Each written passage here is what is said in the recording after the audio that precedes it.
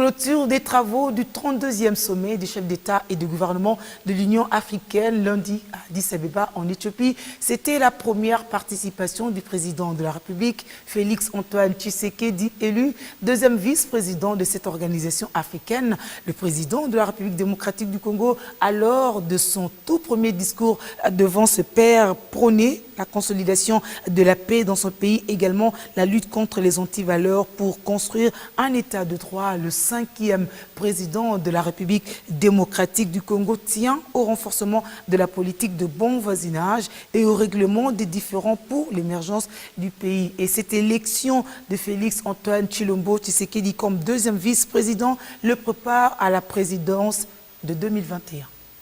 C'est un succès pour la diplomatie congolaise et puis en premier lieu du président Tshisekedi. Vous savez que chez nous, il y a eu une première alternance pacifique et la République démocratique du Congo aujourd'hui est rentrée dans le club des pays véritablement démocratiques sur le continent africain.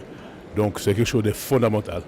Donc aujourd'hui, il y a lieu de féliciter le président Tshisekedi pour avoir été choisi parmi ses collègues pour être le deuxième vice-président de l'Union africaine pour l'exercice 2019. Et puis, il sera président en exercice à l'exercice 2021, déjà programmé. À mon avis, c'est déjà la consécration, si pas la légitimation africaine de notre président, après tous les remous qu'on a vécu dernièrement, si bien que le débat post-électoral est aujourd'hui définitivement clos.